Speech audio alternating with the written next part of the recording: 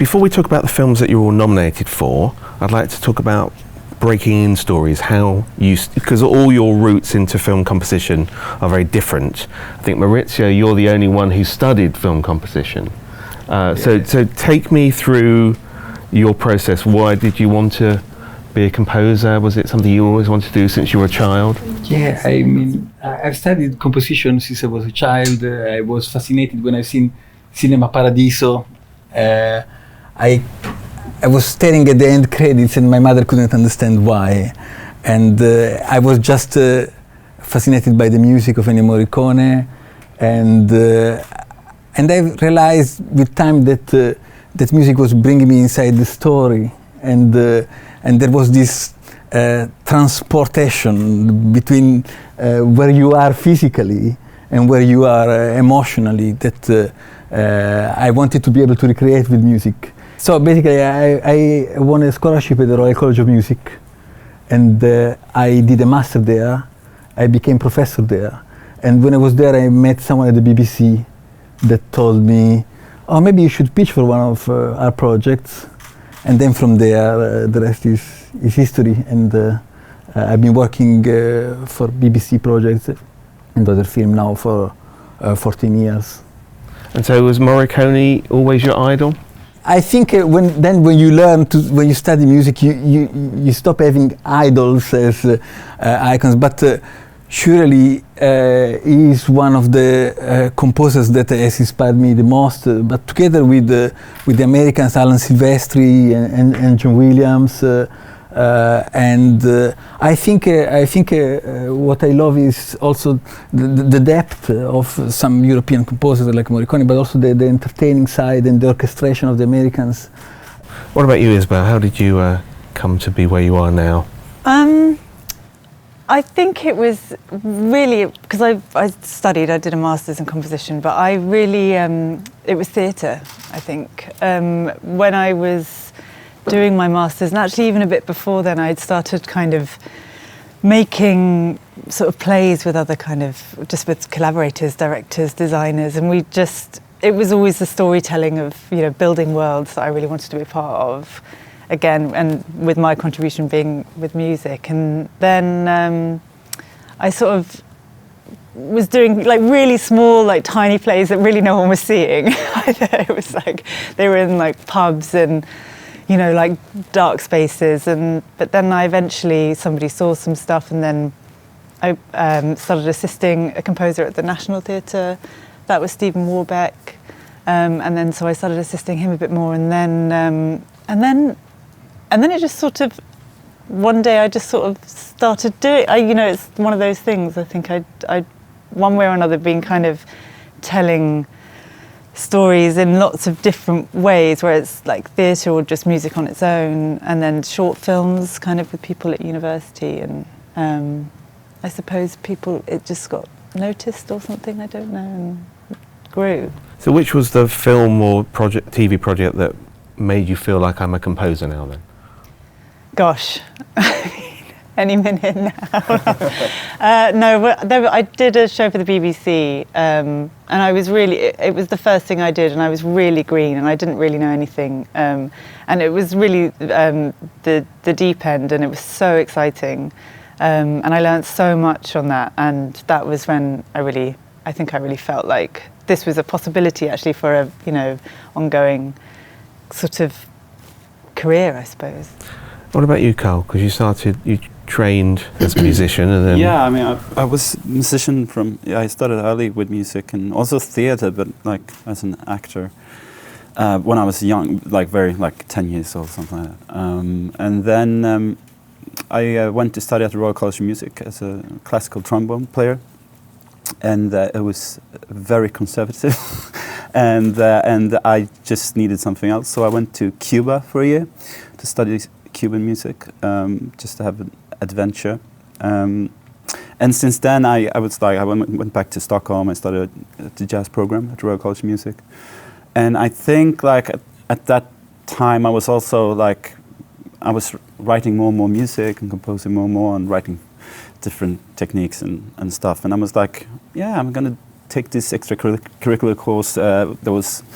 This was back in 2004, 5, and there were only a couple of guys from the jazz program. It was me and one more guy doing this course, like scoring for TV and games and computer games. And it was me and Ludwig Goransson. He did pretty well. But by that time I was also a very well established like musician, and I started touring, and I was like touring 200 days a year and just like doing that. So I didn't really have time to pursue that or like explore that more. But then one Christmas Eve I sat down with my brother, who's a classical composer, and we were like, I think we both were pretty tired of how our lives were looking at the time, and we were like, yeah, can't we start like a mutual platform for making music ourselves and also supporting each other while doing it. So we got ourselves a small studio, and then we got approached by different people, like, can you score for this commercial or for this? And we did some educational programs for kids, and then all of a sudden someone asked us if we can do a TV show.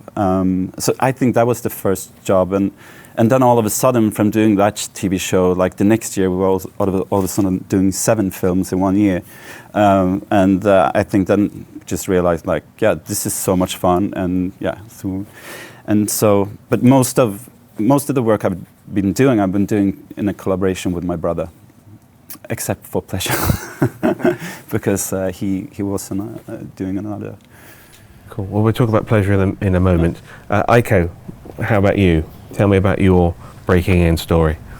私は、20代の時は、ほとんどパンクバンドでドラマーをやっていて、で家で一人で誰にも聞かせない録音物がたくさん増えてってて、でそれをたまたま友達に偶然に聞かれて、でその友達が自主映画を撮ってその音楽を使いたいって言ったのが私の映画音楽を作ることになったきっかけです。Okay, cool. Why don't we talk about the actual project that you've been nominated for? So, Karl, you mentioned Pleasure. So why don't we start with that? Tell me about that project, how you became involved, and then how long the process was. Yeah, I was approached by Ninja, the director, had already been working with another composer, but for some reason that music didn't work with the film, so I was like, yeah, and I saw first cut of it, and I was just blown away by that film, and I was like, yeah, I have to do this, and so I decided to do it myself, and from there we started. It's a pretty complex film because Ninja, she'd been working on the film for 7 years, like researching the porn industry and going back and forth, and like she was casting for the lead actress for like a year and a half before she found like the right. So, and like every scene and every frame is really, there's like, she's really been thinking about it, like, so everything is very important. So she came and she said like, yeah, I want an epic score, but I don't want it to be generic. But when it came to terms of what that music would be, we were just talking and trying different things, and first things I did was really generic and it didn't work, and then we were talking a lot about this harlot versus the Madonna, and what would that sound like, and we started talking about the opera as the way of opera singing is not that natural, so it was kind of like almost a fake orgasm, and the way they put the woman on a pedestal, and and so we were like, yeah, this is really interesting, and how we would do this, but if that would be maybe the Madonna, what would the harlot be like in terms of music? And I mean, a lot of these girls, like working in the business, they don't consider themselves as victims that maybe a lot of us seem to think. That's not the image of themselves. They feel empowered, they feel badass, and so they listen to a lot of hip hop and trap and stuff. And so I was like, yeah, but could we combine that, and what would that sound like? And yeah, that's how it started. So when you're brought on a project and there's already been a composer previously, do they tell you what didn't work and what that style of score? No, and I didn't want to know. So like when I first watched the first cut, I asked them specifically to remove all music because I wanted to, have my own opinion and not be, colored by that. Okay, Eiko, Drive My Car. How did you become involved, and what were the challenges of that particular score? きっかけは、監督が私の前のアルバムの The Dream My Bones Dream というアルバムがあって、それを聴いてくださってて、でその音楽を聴いて Drive My Car の音楽を、やりたいと言ってください。お願いしますと言ってくださいました。The Dream My Bones Dream。でそのなんだっけ次のチャレンジ。チャレンジはそうですね。監督は最初に特にこういう音楽が欲しいっていうリクエストがあったわけではなかったので、すごく最初は脚本だけ読んで、イメージできるテーマみたいなものを作らなくてはいけないことはすごくチャレンジでしたね。And to everybody, would you prefer to be brought on at an early stage as opposed to here's a film that's finished, please do some music in 2 weeks? I think there could be advantages to both, in a sense, like while composing for film, there's also always this, that, you want to find the universe of the film, you want to find that specific, like what, and when you're starting, unless you have like really clear instructions, everything is still possible, and if you have a lot of time, you can really try to explore different things. But when you have a short amount of time, you're forced to, close windows and just decide for something and go for it. And I think, both of it has its advantages. But of course, it's great to be, early in, like, started making sketches from, I think reading the script. A wonderful thing, if you start early, is that if you can write demos on the script, and then when they film, they can start to edit the film on your demos, and they had this on The Paradise, for example.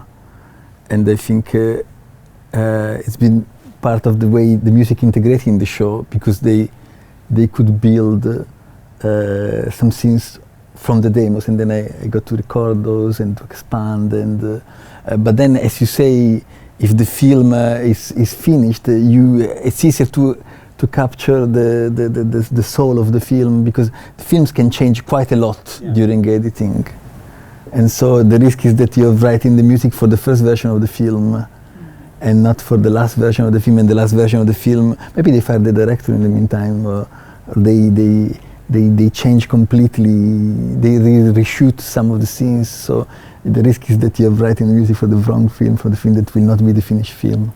So is animation great to work to score to, because you get such a large period of pre-production? About Coppelia or... let's talk about Coppelia. Coppelia is a live action and animation film. So usually animation is quite good to work for animation, because they have to start from an animatic, and it takes them forever. To do 1 second of animation can take 3 seconds, can take an entire day of one person. So it's in their advantage to not change the film too much.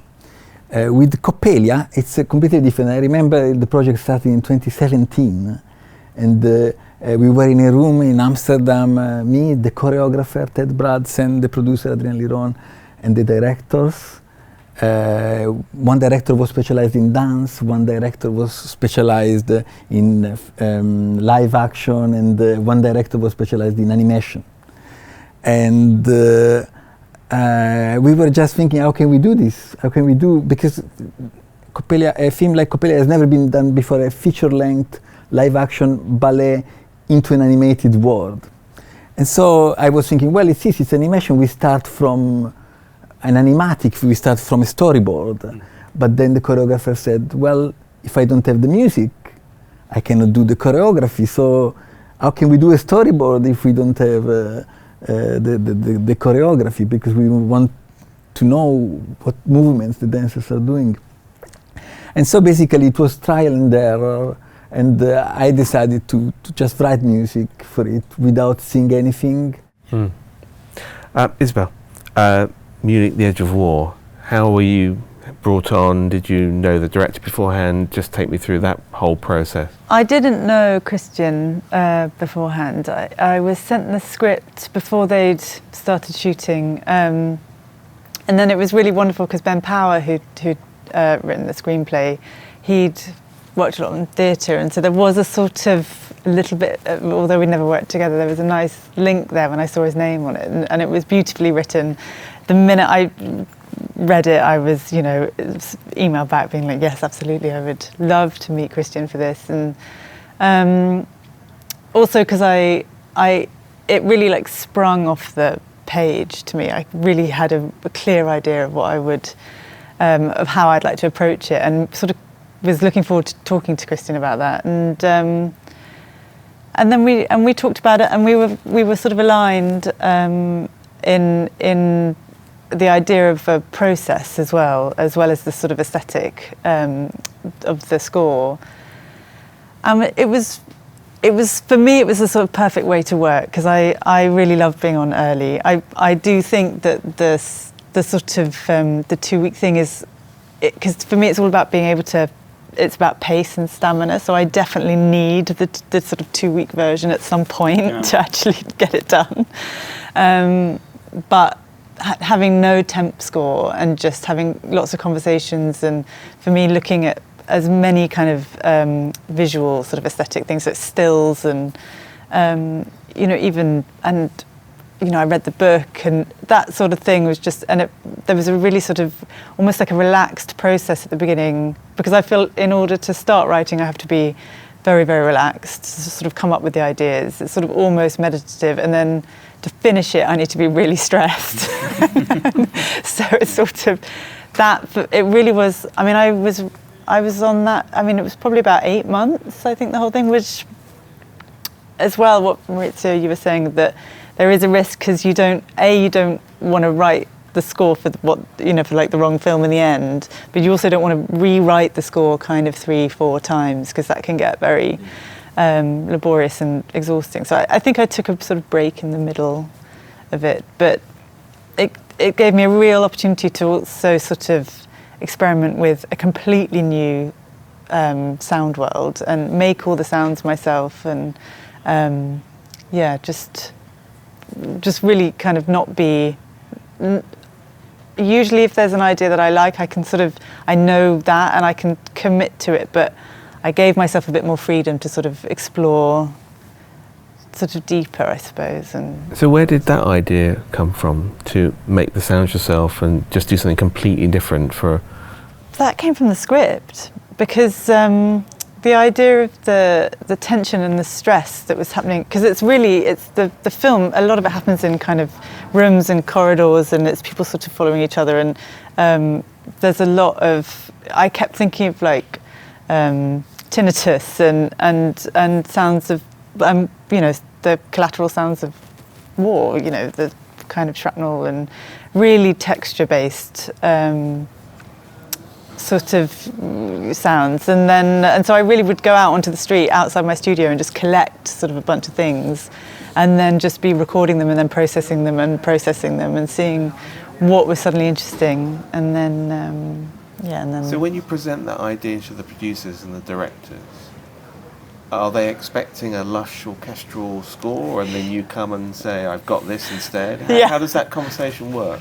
Well, it was really interesting with Christian, because I only ever talked to Christian about it. I never really had any conversation with anyone other than Christian about the creative side of it. And the way we started is he gave me 5 words. I think they were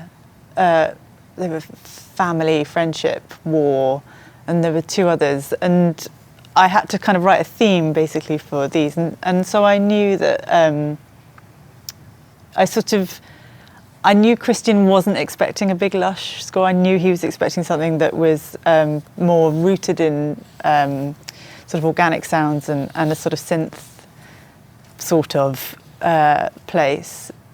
But then there was one cue that I sent him. I knew we had to have something that was a bit more traditional. And he would always say, it's sort of, I would send it to bits of picture as well sometimes, but otherwise I would just send a sort of MP3 in an email. You know, it's very nice like that, I think. And basically when he felt something, it was kind of, it didn't matter if it was like two sounds or a big sort of string orchestra. It was if he felt it, which sounds so obvious, but sometimes it can be more, you know, if it works with the picture or if it, you know, it sort of gets through, but really he had to feel it, and if it was that, then it was a tick. And then by the time they started editing, there was so much material, there was so much music that they were cutting to the music, and then which is a great way to avoid, you know, the temp music stuff again. Yeah, like to actually being able to deliver a lot of material for the editing. And they do actually. There's the way of like the temp thing. You can get sometimes your own. When they fall in love with like older demos. They keep repeating 4 bars of your music, and then you can but it's very effective because then, okay, it's clear that they don't want you to repeat those 4 bars, but they want you to extend on that theme. But so you get temp music that is your own music. It doesn't work at all really, but they give you an idea of what they want in that direction. And is there? I mean, you've done television as well as film. Is it a different discipline? Is it like a different muscle? Just explain how the two things are different. It's like they're so different.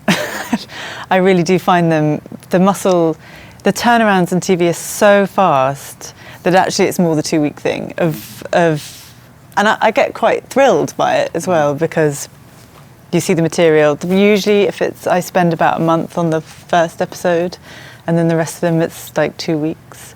But the strategy is clear. Like I have to have so much in place to know that I can hit every delivery, every deadline, and like the sort of the little team that I have, all the dates of when things are going to be mixed. It's a completely different. It's much more. I find it much more strategic actually as a thing. It's like a. I mean, I really enjoy it as well because it keeps me sharp. So Eiko, Drive My Car won the Best International Film Oscar. Has that opened up opportunities for you to compose abroad? I mean, has America... Not so much. あまり映画の中でそんなに使われなかったっていうのもあると思うし、音楽がね、あまり使われなかったっていうのもあると思うし、あとあまりなんていうんだろう、やっぱり日本のその映画の産業とやっぱりやっぱりそこが世界にあまりつながってないっていう感じはすごく感じてて。まあ、音楽の世界もそうなんですけど、まあ地道に今までやってきたことをこれからも続けていけば、もしかしたらそういう機会があるかなと思います。Okay. Can I ask you all your actual process of how you create music? I mean, I interviewed Bruno, who's the Lifetime Achievement winner this year, and he said he does it all with a piece of paper and a pencil. He won't do it at the piano because if he does it with his fingers will take off. So how do you actually sit there and compose? What do you use? For me, the best way is to just go for walks, and then I use the iPhone recording tool. I just think about something melodic or something, and then you can sometimes improvise for 10 minutes and you get some ideas out of it, but then the part of, I think the most important thing is to not be in front of the computer for me, and to think about what I want to achieve outside from the studio, and then when I'm in the studio I just do it, and yes, I understand what Bruno is saying, but but the piano can, the acoustic piano with its resonances and vibrations can be source of inspiration for me. So I have a nice piano that I have a good relationship with. So we talk to each other. Okay. What about you three? Very different. Like sometimes, I get tons of ideas while taking a shower or something, and standing in the shower with my both that and. But I think, like for me, it's a lot about because I think I'm basically a musician to start with, like, and a jazz musician. So I think I like react, instinctively on different sounds and different. So I think a lot of my process is first, like, so what's the sound world here, and then finding a sound to work around, and then how will that sound play out, and what melodies would come to mind while doing that, like thinking about the rest. So sometimes it's very direct, just sit down by the piano, I need this kind of piece, and just like improvise, and then I have it, and sometimes it takes much longer, and it's like a process. Okay. And Eiko, how do you create? 私はずっと、ピアノだったりドラムだったりシンセだったりいろいろ楽器を触っているのを全部録音してて、全部録音してて本当にゴミみたいなものがほとんどなんですけど、でそれは後で時間が経ってから聞いてすごいいいアイデアだと思ったものを編集して、それでそこから作っていったりとかします。Okay. And Isabel, I mean, obviously with Munich, you said you were finding sounds. Yeah. It's not always like that. No. So how does that process begin for you? It really depends on where the sound world I think might come from, but it's usually